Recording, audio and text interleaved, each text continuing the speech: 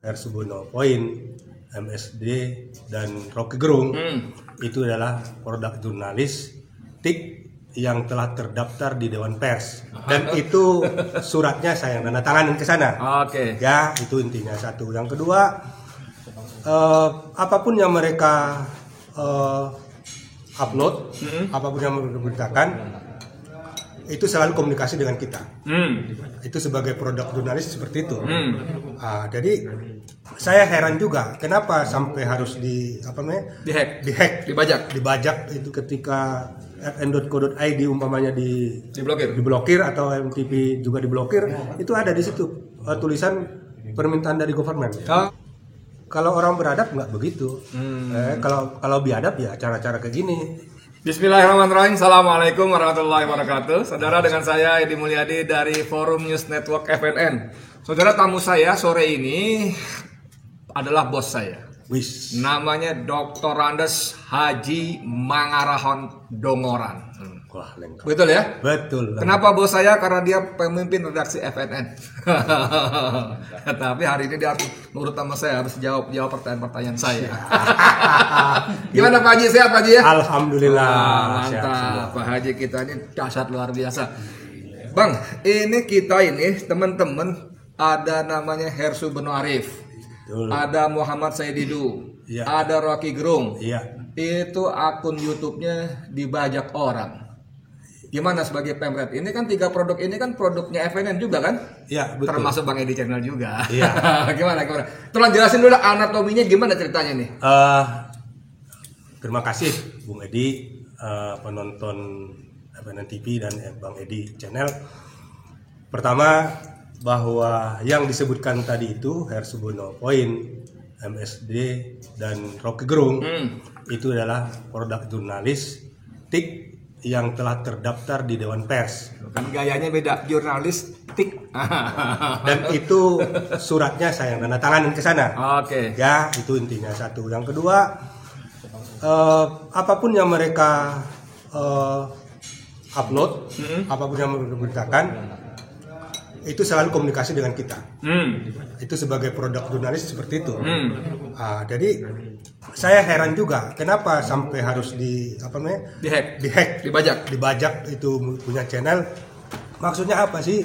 Kon main-main begitu aja. Kalau mau tunjukin hujung dong. Kasih lihat ke pemretnya, kami nggak suka berita ini. Kasih tahu aja dulu. Hak jawab gunakan.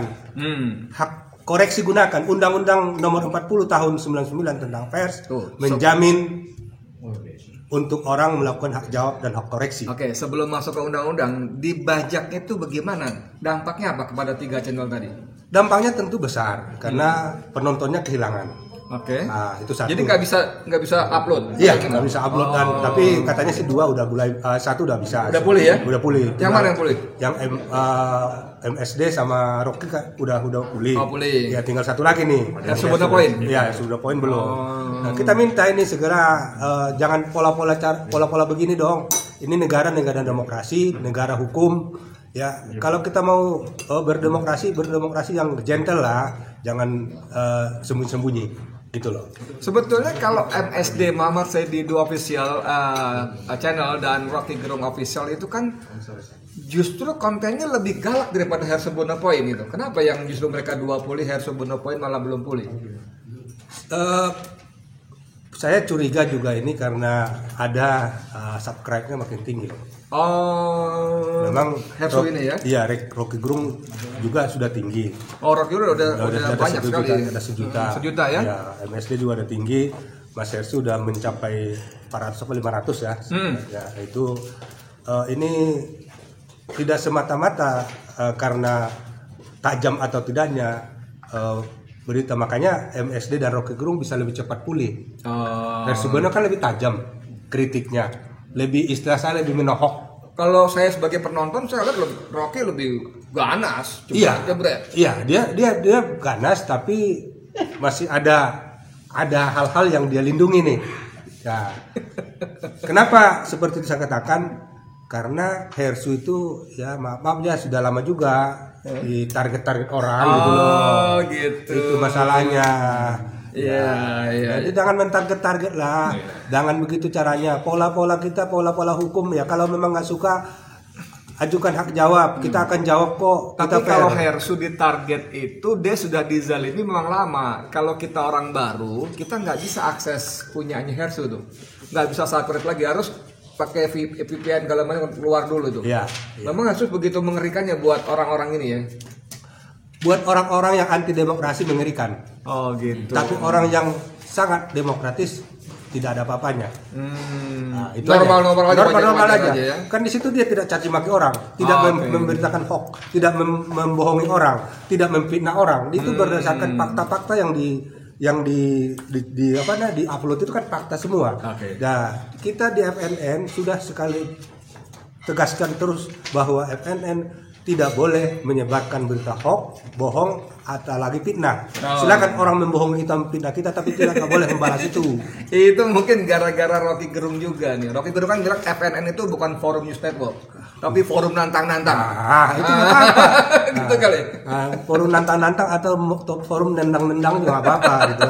Jadi nggak apa-apa. Oke, saudara sekalian, hari ini Bang Rahon, kita sebut biasanya Bang Rahon, itu membuat siaran pers, ya saya bacakan satu paragraf saja di antaranya. Sejak Rabu pagi 3 November, email dan nomor handphone yang digunakan untuk mengelola sejumlah channel jaringan Forum News Network dibajak. Channel tersebut terdiri Rocky Gerung Official (RGO), Hersu Beno Point, dan MSD Muhammad Said Didu (FNN). Ya. Nama channel RGO bahkan sempat diubah menjadi Coinbase Speaker Series. Tanda koma. Itu gimana bisa terjadi ya? Kok bisa gitu? Ya namanya orang kerja. Berarti kan orang itu kan masuk ke akun YouTube yang bersangkutan, YouTube studionya. Iya, itu bisa ke situ atau bisa lewat teleponnya. Tapi namanya orang kerjanya maling ya begitu. Maling itu ya berusaha, dia juga digembok rumah Mas, perumpamaan ya.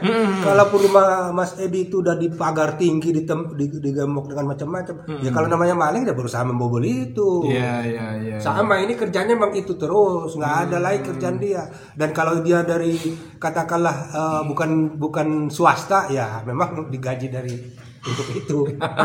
Kalau umpamanya kalau swasta itu apa kepentingannya untuk mengganggu FNN?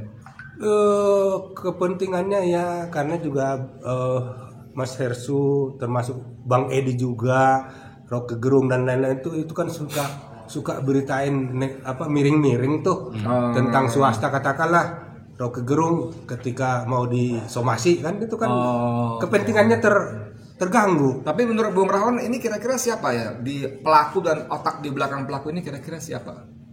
Kalau itu saya nggak bisa, hanya Tuhan yang tahu. Allah Maha tahu nanti gitu ya. Kita sih secara secara ini tahu tapi nggak bisa menyentuhnya. Di dalam otak kita kira-kira ini, tapi kan kita sebagai umat muslim kan tidak boleh berburuk sangka kan. Iya dong. Oke. Iya. Tapi gini, dalam teori kalau saya nonton film-film detektif ya, film polisi, dalam teori kejahatan itu kan ada namanya motif. Ya. Dari peristiwa ini, kejadian ini siapa yang paling diuntungkan? Oke. Kalau kita balik, channel-channel ini channelnya produk-produknya FNN ya, tadi Rocky Gerung, Said Didu, Hersu Beno Arif, Bang Edi Channel, dulu ada Bang Arif ya, almarhum. Itu kan konten-kontennya mengkritisi kekuasaan. Jadi kalau dari sisi motif, ini kalau channel-channel Badung ini tutup, kan sorry banget, penguasa kan diuntungkan. Nah, gimana? Ini ada kaitan nggak kira-kira?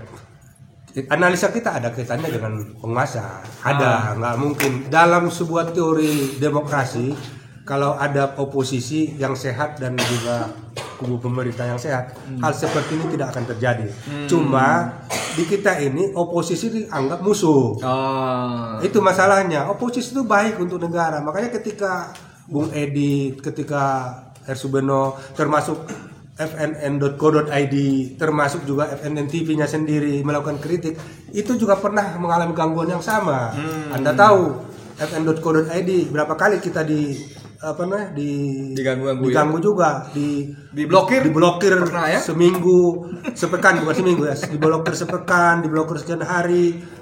Terus FNN TV kita itu juga pernah sepekan, tapi karena kita banding tinggal 3 hari. Pernah juga oleh YouTube ya? Iya, juga ketika kita lagi webinar.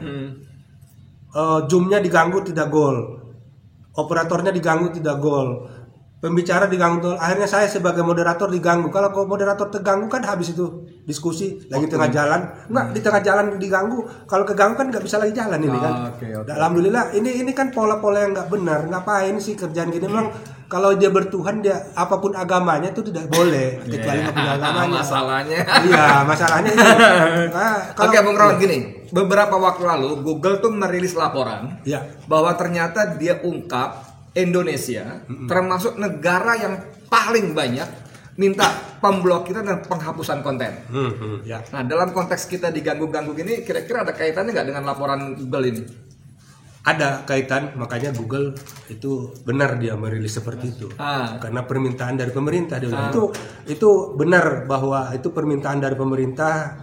Dan kalau kita baca seperti ketika fn.co.id umpamanya diblokir atau MTV juga diblokir, itu ada di situ tulisan permintaan dari government. Oh iya, ada notisnya ya. Notisnya ada. Betul, ada pemberitahuan dari Google dari YouTube bahwa itu atas permintaan dari government. Iya, pemerintah ya. Apa itu government bukan Indonesia? Enggak mungkin dong. Pasti pemerintah Indonesia, enggak mungkin pemerintah Singapura, pemerintah Jepang yang minta. Enggak mungkin. Government itu termasuk PT Bina Insan ngebulin gitu. Gini bulin. Iya itu. Gitu. Ya, tapi itu kan sebetulnya kalau itu terjadi, mereka bukan coba melanggar prinsip-prinsip demokrasi. Dalam rilis yang Anda buat itu disebutkan bahwa kami mengingatkan bahwa kemerdekaan pers selain dijamin oleh undang-undang juga dijamin oleh konstitusi Undang-Undang 45, Undang-Undang Dasar 45. Jadi mereka udah menabrak konstitusi dong sebetulnya. Bukan hanya menabrak, menyundul. Ini kan orang-orang yang nggak benar nih, yang gini-gini, yang katanya saya paling Pancasila segala macam, tapi nyatanya tidak Pancasila. Saya paling NKRI, ternyata tidak NKRI. Kalau NKRI dia ini undang-undang loh, undang-undang dasar, undang-undang konstitusi itu menjamin kebebasan berpendapat, jelas kan?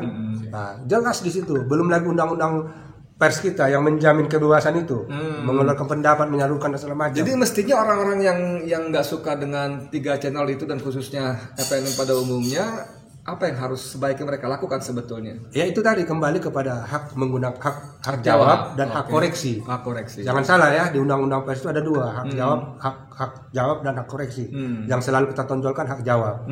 Cuma masalahnya kalau mereka menggunakan hak jawab makin kelam belangnya. Nah, itu. Jadi, padahal di undang-undang itu disewajibkan bahwa perusahaan pers wajib memuat hak jawab. Iya. Kalau tidak memuat dalam waktu tertentu bisa dihukum denda sampai berapa? 500 juta kalau nggak salah. Iya. Oh, ngeri juga, bisa bangkrut FNN itu. Dan itu tidak hanya di undang-undang, bahwa turunannya pun yang dibuat oleh Dewan Pers itu ada ketentuan-ketentuan itu. Dan kita sebagai produk yang sudah terdaftar di Dewan Pers, wajib kita memuat hak jawab dan hak koreksi itu. Karena kita tidak mau kalau nggak muat nanti dijewer oleh induk kita dong. Dewan Pers ya? Iya dong, kita dong harus patuh ke Dewan 2 dong. Oke. Jadi di sini saya bacakan di paragraf terakhir, bagi siapapun yang merasa tidak berkenan dan keberatan dengan konten yang kami tayangkan, kata Pemret kami, silakan menempuh prosedur hak jawab dan hak koreksi sebagaimana diatur Undang-Undang Nomor 40 Tahun 99 tentang Pers dalam pasal 1, pasal 5, pasal 11 dan pasal 15. Nah, kalimat terakhirnya ini khas gerobak nih. Sorry, gerobak tahu ya? Gerombolan Batak. dia Batak dia.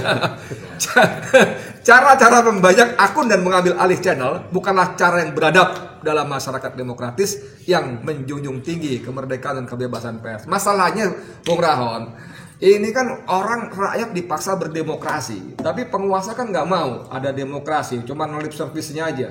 Mereka nggak mau ada perbedaan, apalagi kritik-kritik. Orang kritik dibilang penuh kebencian lah, orang kritik apalah gitu. Gimana nih?